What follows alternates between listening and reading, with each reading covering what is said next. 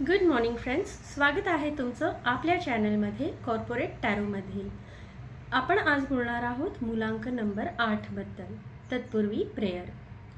गुरुर्ब्रह्मा गुरुर्विष्णू गुरुर्देव महेश्वरा, गुरु साक्षात परब्रह्म तस्मै श्री गुरुवे नमः. मुलांक 8 बद्दल बरेच लोकांच्या मनात खूप भीती आहे. आपण मुलांक 8 नंबरवर बोलण्याच्या आधी बघून घेऊयात मुलांक कसा काढतात. चॅनल पहिल्यांदा बघणाऱ्यांसाठी ही इन्फॉर्मेशन आहे. मुलांक म्हणजे तुमची जन्मतारीख जर 2 डिजिटची असेल तर त्याची बेरीज करून घ्यावी. उदाहरणार्थ, जर तुमचा जन्म कुठल्याही 26 तारखेचा झाला असेल तर 2 + 6 ह्यांची बेरीज होते 8, म्हणजे तुमचा मुलांक होतो 8. सो कुठल्याही महिन्याच्या 8, 17, 26 तारखेला जन्मलेल्या लोकांचा मुलांक आहे 8. मुलांक कॅल्क्युलेट करताना आपण जन्म साल आणि महिना हे कन्सिडर करत नाही, फक्त जन्मतारीख घेतो.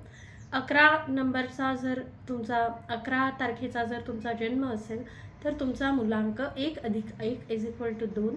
सो तुमचा मुलांक होईल 2. अशा पद्धतीने आपला मुलांक काढून घ्यायचा आहे. आज आपण बोलणार आहोत मुलांक नंबर 8 बद्दल. 8 हा मुलांक ऐकला, 8 हा अंक ऐकला की लोकांना एकूणच थोडीशी भीती वाटते, कारण हा मुलांकाचा जो कारक ग्रह आहे तो आहे शनी. शनी जे आहेत हे अतिशय न्यायप्रिय देव आहेत. न्याय व्यवस्था, न्यायप्रियता ही त्यांना खूप आवडते. कडक शिस्तीचे देव आहेत. म्हणूनच 8 अंक ऐकला की आपल्याला थोडीशी भीती वाटते, पण घाबरण्याचं काही कारण नाही आहे. जितके ते कडक आहेत तितके ते प्रेमळही आहेत. शनीला आईसुद्धा म्हणलं गेलं आहे. वास्तवाची जी ओळख आहे ही आपल्याला करून देणारी जी देवता आहे ती शनी आहे. कोण आपलं आहे, कोण आपलं नाही आहे हे आपल्याला ज्याची ओळख करून देतं ती म्हणजे देवता शनी आहे. सो घाबरण्याचं खरंच काही कारण नाही. आता शनी म्हणजे शनय म्हणजे हळूहळू चालणारं. शनीला सूर्याभोवती एक प्रदक्षिणा घालायला साधारण 29 वर्षाचा कालावधी लागतो, जी आपली पृथ्वी 365 दिवसात करते. सूर्यापासून सगळ्यात लांब असणारा हा ग्रह आहे. त्याच्यामुळे या लोकांचं जे नेचर आहे हे अर्थातच यांना स्ट्रगल्स खूप असतात, कारण सगळ्यात लांब असल्यामुळे सूर्यापासून त्यांच्यापर्यंत सूर्यप्रकाश हा पोहोचत नाही. जिथे सूर्यप्रकाशच पोहोचत नाही तिथे पूर्ण अंधार आहे. जिथे अंधार आहे तिथे स्ट्रगल आहे. सो नंबर 8 वाल्यांकडे डिफॉल्ट जो आहे एक स्ट्रगल त्यांच्या आयुष्यात असतो. वस्तू त्यांना खूप उशिरा मिळतात. ह्यांचं भाग्योदय जे आहे ते साधारण वयाच्या 36 वर्षानंतर मिळतं. पण एवढं सगळं जरी असेल तर तुम्ही 8 ह्या नंबरला जर आडवं पाडलं तर it becomes an infinity sine.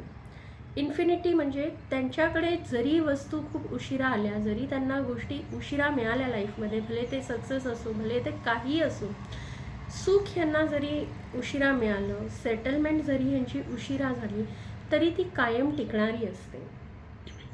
असं कधीच होत नाही की बाबा शनीचा माणूस आहे आणि त्यांनी आयुष्यात प्रगती केलीच नाही. भले लेट होईल, लेट याचा अर्थ त्यांना इतका स्ट्रगल करावा लागतो की एक पॉईंट आयुष्यात असा येतो की त्यांना वाटतं आता ही वस्तू मला नाही मिळाली तरी चालेल.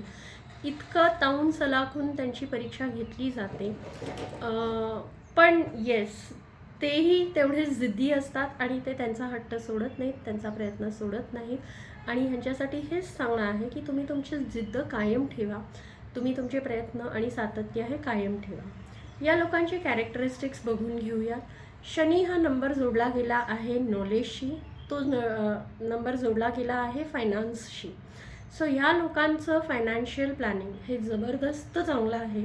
कुठे इन्व्हेस्ट करावं, कुठे इन्व्हेस्ट करू नये हे या लोकांना खूप चांगलं कळतं. इंट्युशनली खूप चांगलं कळतं. ह्यांचं फायनान्शियल प्लॅनिंग खूप जबरदस्त आहे.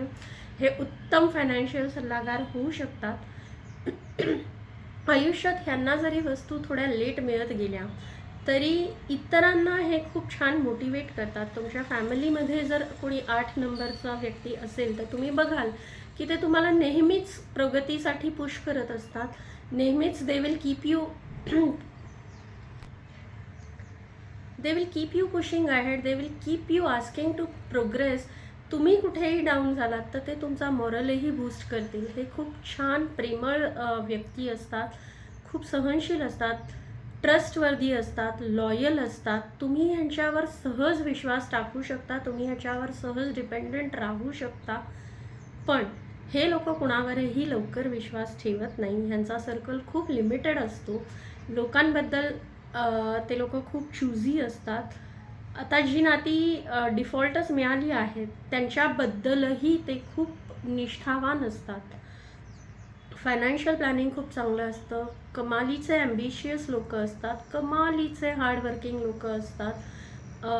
बिलकुल कष्ट करायला घाबरत नाहीत. कधीही सांगा तुम्ही, त्यांची कष्ट करायची खूप तयारी असते, जिद्द असते, चिकाटी असते. हार मानत नाहीत. अतिशय वक्तशीरपणा, डिसिप्लिन्ड लोक असतात. डिसिप्लिनमध्ये राहायला त्यांना आवडतात. त्यांना न्यायप्रियता खूप आवडते. हे स्वतःही खूप न्यायप्रिय असतात. दुसऱ्यांवर अन्याय झालेला आणि स्वतःवर अन्याय झालेला त्यांना आवडत नाही. मुळात ते स्वतः कोणाबरोबर अन्यायाने वागत नाही. त्यामुळे ह्यांच्या बाबतीत जर अन्याय झाला तर तेही त्यांना आवडत नाही. या लोकांशी जर तुम्हाला बोलायचं असेल तर ह्यांच्याशी वाद घालू नका. वाद घातलेला यांना अजिबात आवडत नाही. तुमचा जो मुद्दा आहे तो त्यांना प्रेमाने शांतपणे सांगा, ते कदाचित ॲक्सेप्ट करतील. पण तेच जर तुम्ही वाद घालून त्यांना कन्व्हिन्स करायचा प्रयत्न केला तर no, that there is no way. It is either the way or there is no way. काही वेळा जेव्हा शनीची एनर्जी खूप जास्त होते, जेव्हा रिपिटेटिव्ह 8 नंबर हा तुमच्या ग्रीडमध्ये येतो, तेव्हा ती लोक अतिशय स्टबन होऊन जातात. त्यांची फिक्स्ड एक आयडियाज असतात काही गोष्टींबद्दल, तर त्या तुम्ही बदलू शकत नाही. स्पेशली 40शी नंतर त्यांचं मत बिलकुलही बदलत नाही. If 8 is repeating in your grid, ही लोक फिक्स्ड मताची असतात. एखाद्या व्यक्तीच्या बाबतीत जर एखादं मत फिक्स झालं तर ते बदलणं अतिशय अवघड असतं. अशी लोक आहेत ही जी खूप छान आहेत, मॅच्युअर्ड आहेत. आता जसं आपण प्रत्येक ग्रहाचे पॉझिटिव्ह पॉईंट्स बघतो तसे काही एरियाज टू इम्प्रूव्ह आहेत. एरियाज टू इम्प्रूव्हमध्ये try to be flexible, please don't be so stubborn. प्रत्येकजण आपल्याबद्दल आपल्यासारखाच मॅच्युअर्ड असेल असं नाही. प्रत्येकजणाला आपल्या एवढीच कष्ट करण्याची तयारी असेलच असं नाही. So try to understand them. हे लोक, अजून एक गोष्ट ह्यांच्याबद्दल सांगण्याची झाली तर खूप सॅक्रिफाईंग नेचर असतं. इतरांसाठी सॅक्रिफाईस करणं हे त्यांच्या नेचरमध्येच आहे. पण कधी कधी असं असतं ना की समोरचा माणूस त्या सॅक्रिफाईससाठी केपेबल आहे की नाही, तो तेवढा वर्थ आहे की नाही, हे बघून घ्या तुम्ही. कारण हे लोक अतिशय दुसऱ्यांसाठी सॅक्रिफाईस करतात, खूप त्यांच्या दुसऱ्यांसाठी जास्त विचार करतात. आणि मग एक पॉईंट असा येतो की at the end of the day they feel की मी एवढं सॅक्रिफाईस केलं, मी एवढं त्याच्यासाठी केलं, and he was not worth it, and they end up getting hurt. So हे आधी थोडंसं जाणून घ्या की समोरचा व्यक्ती हा तुमच्या तेवढ्या टाईमसाठी, तेवढ्या इमोशन्ससाठी तेवढा केपेबल, तेवढा वर्थ आहे की नाही. So that you don't end up losing patience और you don't end up getting hurt. So all this about number 8, मुलांक नंबर 8. ही लोकं आपल्या आजूबाजूला आहेत का? आपण जे काही ऐकतोय हे त्यांच्याशी रिलेट होत आहे का? तुम्ही नंबर 8, तुमच्यापैकी कोण कोण नंबर 8चे आहात? आज जे काय सांगितलं ते तुमच्याबरोबर रिलेट झालं आहे का? हे मला नक्की कळवा, मला नक्की आवडेल. आणि येस, उद्या भेटू आपण मुलांक नंबर 9बद्दल. तत्पूर्वी प्लीज चॅनलला लाईक करा, शेअर करा, सबस्क्राईब करा, इतरांपर्यंत मॅक्झिमम पोहोचू दे. If you have any personal queries you can get in touch with me. रोज डिस्क्रिप्शनमध्ये I am putting my contact number also, so you can definitely get in touch with me for any of your personal queries as well. मला नक्की कमेंटमध्ये सांगा की आपल्याला number 8ची लोकं relate झालेली आहेत का. Thank you so much. भेटू उद्या विथ मुलांक number 9. Enjoy, have a great day.